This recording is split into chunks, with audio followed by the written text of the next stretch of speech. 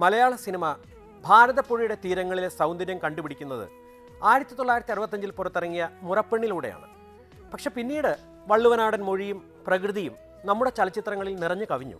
1967 പുറത്തിറങ്ങിയ കലക്ടർ മാലതി എന്ന ചിത്രത്തിൻ്റെ പ്രമേയം രണ്ട് സമുദായത്തിൽപ്പെട്ട കമിതാക്കളുടെ അനുരാഗ നദിയിൽ വന്ന് പതിക്കുന്ന തടകളെയും എതിർപ്പുകളെയും കുറിച്ചായിരുന്നു.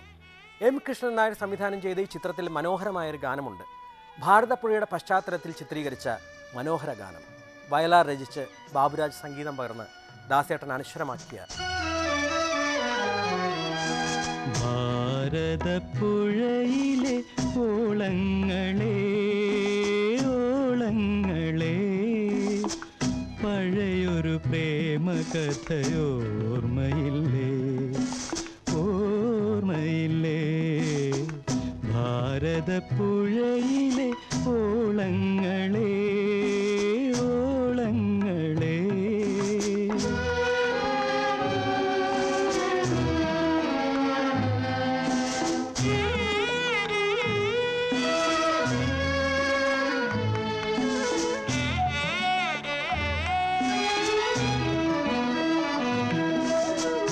പോയ വസന്തത്തിൻ പുഷ്പവനത്തിലെ കൽപ്പവൃക്ഷത്തണലിൽ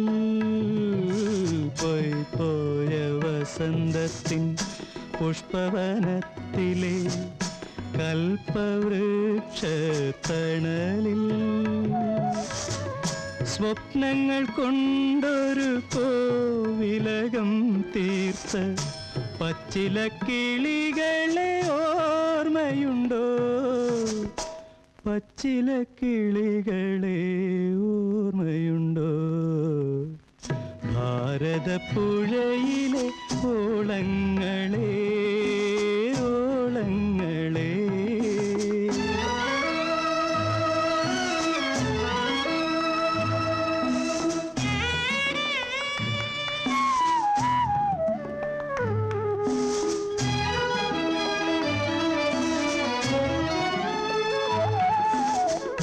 കാമുകനെ കിളി മറന്നേ പോയി കാലമാം ചോലയിൽ തുഴഞ്ഞേ പോയി കാമുകനെ കിളി മറന്നേ പോയി കാലമാം ചോലയിൽ തുഴഞ്ഞേ പോയി പൊട്ടിച്ചിരിക്കും വിധിയുടെ കയ്യില ചിത്രത്തൂണുകൾ തകർന്നേ പോയി ചിത്രത്തൂണുകൾ തകർന്നേ പോയി ഭാരതപ്പുഴയിലെ ഓളങ്ങളെ ഓളങ്ങളെ പഴയൊരു പ്രേമകഥയോർമ്മയില്ലേ ഓർമ്മയില്ലേ ഭാരതപ്പുഴയിലെ ഓളങ്ങളെ ഓളങ്ങളെ. 1966 ത്രിലോക് ചന്ദറിൻ്റെ സംവിധാനത്തിൽ പുറത്തിറങ്ങിയ സൂപ്പർ ഹിറ്റ് ചിത്രമായിരുന്നു അൻപേവ. MGRും സരോജാദേവിയുമായിരുന്നു നായിക നായകന്മാർ. കം സെപ്റ്റംബർ എന്ന ഇംഗ്ലീഷ് ചിത്രത്തെ ആസ്പദമാക്കിയായിരുന്നു ഈ ചിത്രം എടുത്തത്. ഇതിൽ മനോഹരമായ ഗാനങ്ങൾ ഇന്നും സൂപ്പർ ഹിറ്റുകളായി നിലനിൽക്കുന്നു. രാജാവിൻ പാർവൈ റാണിയിൻ പക്കം എന്ന ഒറ്റ ഗാനം മതി നമുക്ക് ആ ചിത്രത്തെക്കുറിച്ച് ഓർക്കാൻ. ഈ ഗാനം പിന്നീട് മലയാള സിനിമയിലും വരികയുണ്ടായി എന്നുള്ളത് എല്ലാവർക്കും അറിയാവുന്ന കാര്യമാണ്. വെസ്റ്റേൺ മ്യൂസിക്കിലെ സങ്കേതങ്ങളായ സ്കെയിൽ ചേഞ്ച്, കോർഡ് പ്രോഗ്രഷൻ തുടങ്ങിയവയെല്ലാം അന്നത്തെ കാലത്ത് തന്നെ ഈ ഗാനത്തിൽ ഉപയോഗിച്ചിട്ടുണ്ട്.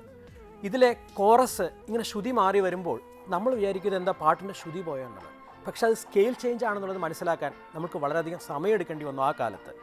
ഇന്ന് ആ സങ്കേതം വളരെയധികം പാട്ടുകൾ ഉപയോഗിച്ചിട്ടുണ്ടെങ്കിലും അന്നത്തെ കാലത്ത് അതൊരു വളരെ പുതുമയുള്ള കാര്യമായിരുന്നു. TM സൗന്ദരരാജനും സുശീലാമ്മയും അനശ്വരമാക്കിയ രാജാവിൻ പാർവൈ റാണിയിൻ പക്കം